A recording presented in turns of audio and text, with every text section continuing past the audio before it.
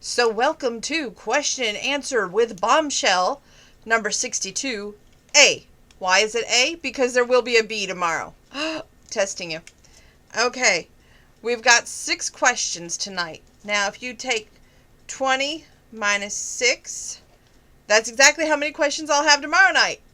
Yay! Okay, so let's do the 6 questions I have tonight. We're going to start from 6 and work our way backwards to 1.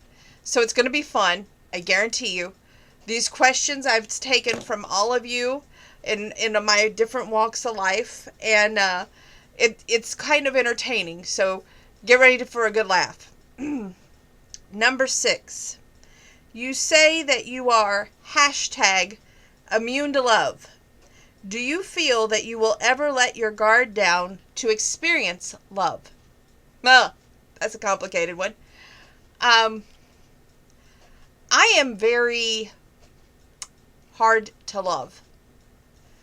I don't make it easy. But I would say that being immune means that you have a tolerance, that you have been in love. It may be short-lived, but you've experienced it, and therefore, if you're not ready to move on from the past, you become immune to it. And if you've been hurt too much from your past, you become immune to it. Do I feel that there would be enough love in my heart for a child to adopt? Absolutely. But am I scared to death to fall in love? I would say wholeheartedly. I think that you get hurt so many times in life that you don't see that it's ever possible for yourself. In fact, when I was saying I was going to sell my wedding dress that I have here, again, I was going to put it back on Facebook, and there's been a little argument between my friends and my family. They're like, don't do it. Some have said, do it. We give up with you. It's just not going to happen. It's not in the cards. Then I have family members that'll be like, yeah, never's, only 2 years. And I'm like going, yeah, but I really don't see it in the cards, and I'm never going to let myself be a fool again, and I'm never going to let myself experience that where I am the joke instead of the one that's in love and the love being returned. So, yeah, I just don't see it happening right now. So immune to love is all about not being better than love, just being so dang disappointed and let down, and every time I believe the best and I see the best, the gentleman usually fails the test. Number 5. Are you keeping any of your costumes, and if so, which ones and why? Great question. As you all can see, the container behind me, right there, was underneath my bed. It was full of costumes. I'm getting older, and I'm getting my priorities in line, and I'm giving the costumes to my mother, not so she can wear them, although I'm sure she could.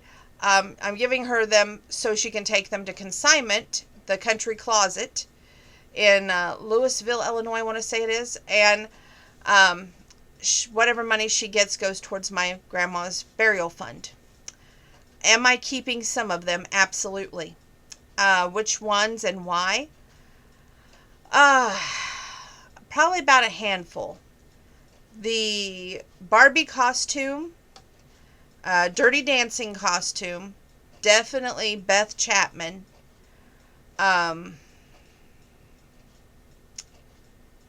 Maybe not even a handful.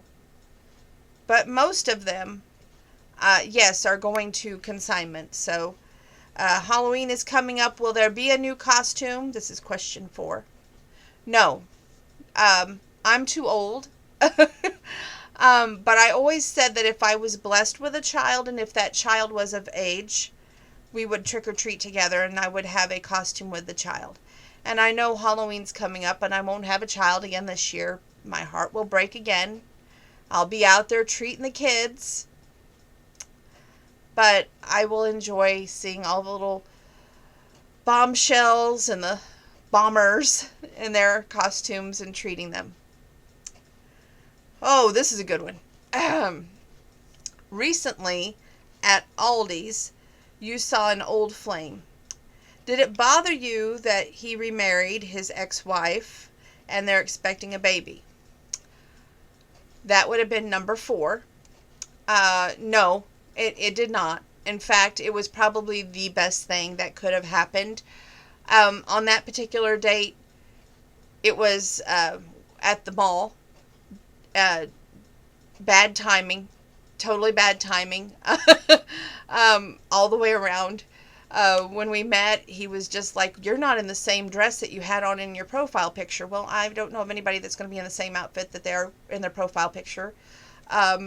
And, you know, on paper, things can look perfect. And he's a good guy, so I don't want to knock him. But I could tell where his heart was the whole date. And I am so glad. And I'm so happy to have found out that he went back to his ex-wife. One thing he asked me was, there was a topic we discussed. And he asked me if there was any chance of that working out. And what did I say? I said this: probably never. And he laughed, just like my grandpa. And good old Nate, he said, never's 2 years. I said, well, by that time, the situation probably will be, I will have an adopted child and he won't even know who I am because he's still currently going through amnesia. It's a private joke, you have to understand. And I said, you got to learn to accept life the way it is.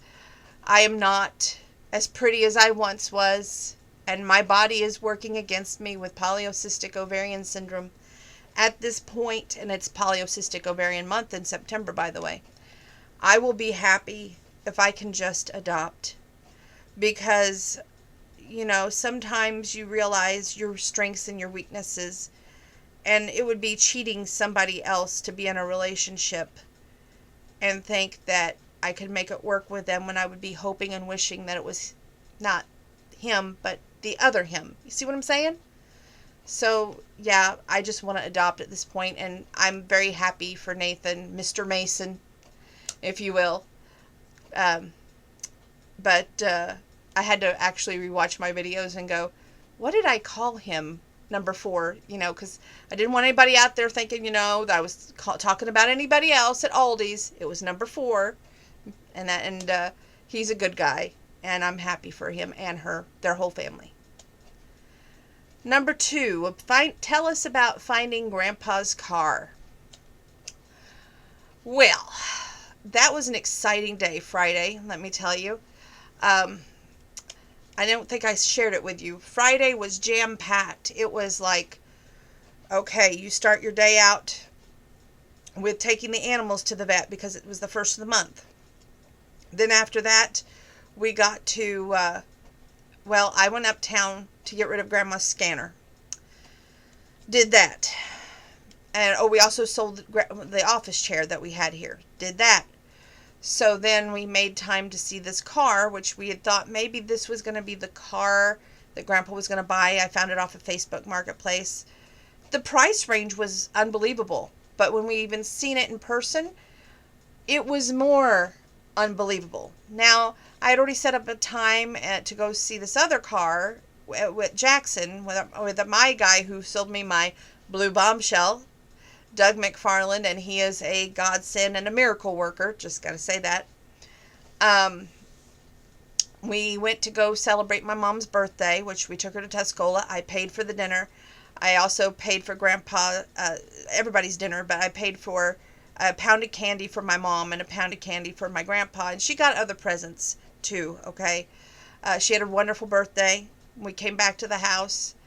No, we didn't come back to the house yet. We went over to take a detour to see Jackson and see this 1987 Chevy Celebrity over there, which oddly enough, Grandpa had an 88 that he sold to his brother, so we didn't really know what to expect. This one, the paint job on it was like brand new, and really, all he did was got in the car and started it up, and you could just tell the reaction on his face that he was extremely over the moon happy. And we went in. I had kept the plates of his old car in the back of my SUV. They put them on his car, did the whole plate thing and everything there. I got $100 for having Grandpa buy a car with Jackson. Thank you again, Doug and Jackson.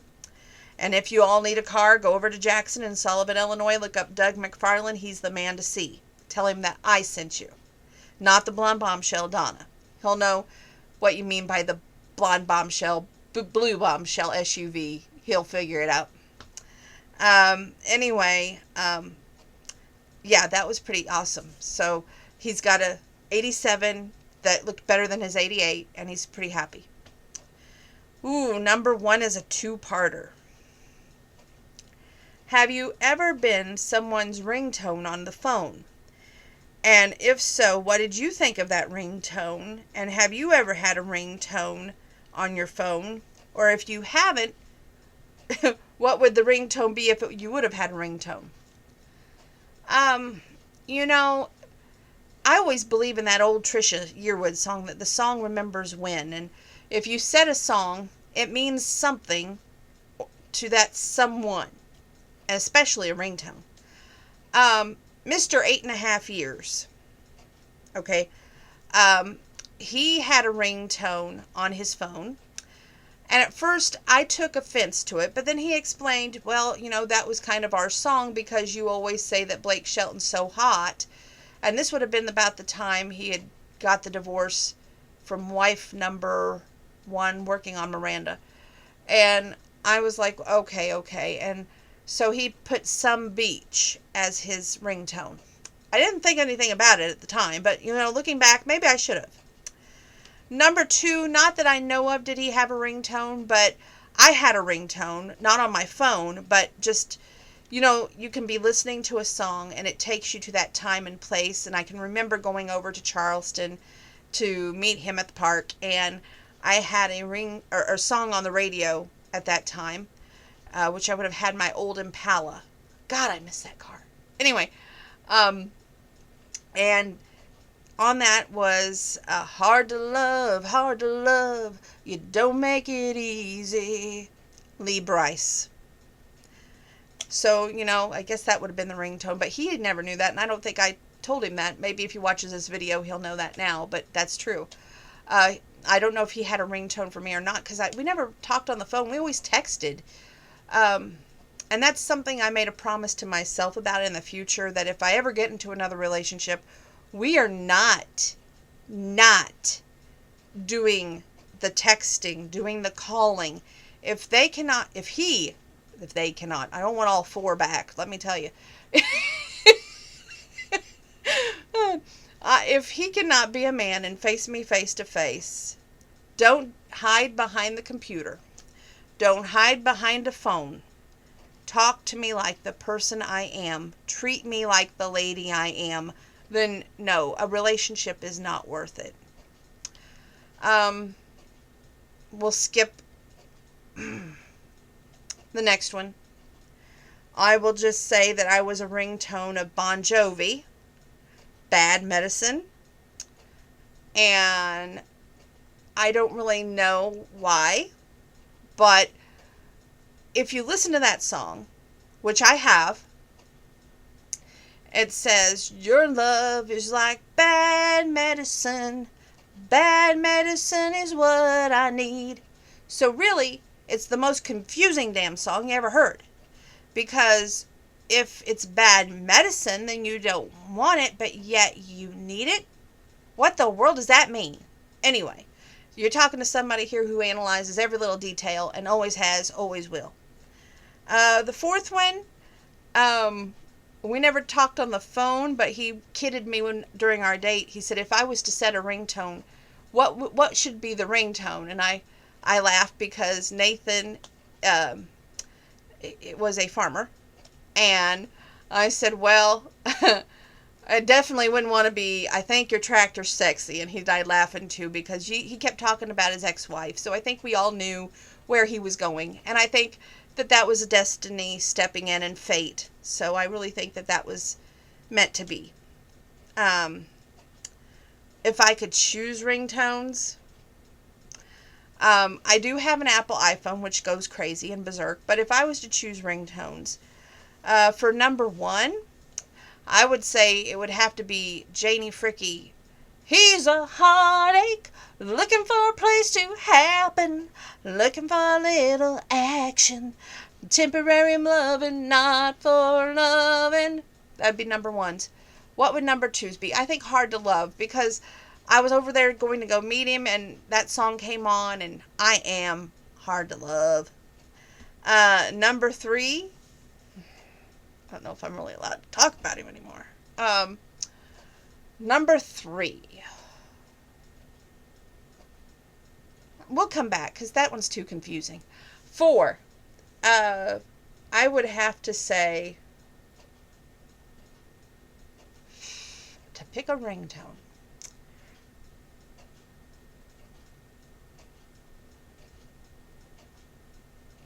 Better Things to Do by Terry Clark.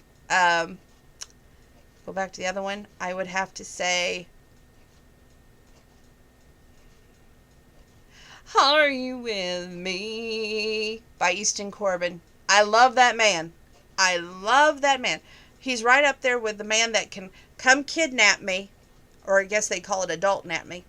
Adult nap me on October 5th. Chris Young, if you see this video, I give you permission to come adult nap me, and then you know what? We can run off to a little white wedding chapel and get married. We won't have to worry about all these other things. Promise you. So, there you go. 6 questions for 62A. 62B will be tomorrow night, because I'm going to sing you a song before I go work out.